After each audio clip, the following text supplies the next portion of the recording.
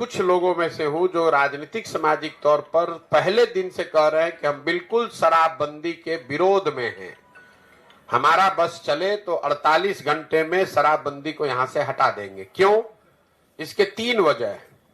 शराबबंदी के जरिए आज तक दुनिया में, सिर्फ बिहार और भारत में नहीं, पूरे दुनिया में कहीं इस बात का प्रमाण नहीं है कि शराबबंदी के जरिए किसी समाज का आर्थिक सामाजिक विकास हुआ है। इस दुनिया में कहीं ऐसा प्रमाण नहीं। अगर होता तो दो दुनिया में अग्रणी देश हैं जो स्कैंडिनेवियन कंट्री हैं, वेस्ट के यूरोपियन देश हैं, अमेरिकन देश हैं, उस सब जगह शराबबंदी लागू होता। उन लोगों ने लागू क्यों नहीं किया? क्योंकि इस बात का कोई प्रमाण नहीं है। दूसरी बात, लोग ये बताते हैं कि गांधी जी ऐसा चाहते थे कि शराबबंदी लागू हो। बिल्कुल ये बात सिरे से खारिज करता हूं, गलत बात है। लोगों को भ्रम फैलाया जा रहा है।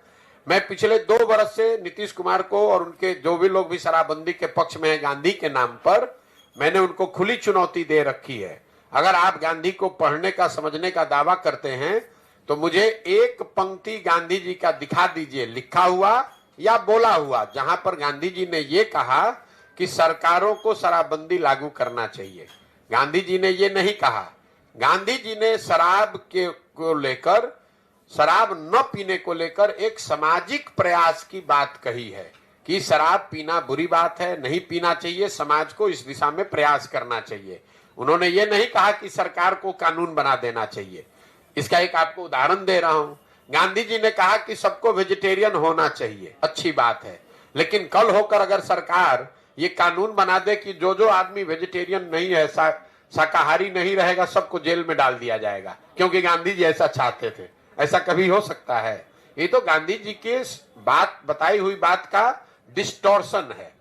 तीसरी बात, मान लीजिए कि एक बार को शराबबंदी आप लागू, कुछ उसका फायदा है भी, तो फायदा तो तब होगा जब आप शराबबंदी लागू कीजिएगा। जमीन पर बिहार में शराबबंदी तो लागू है नहीं।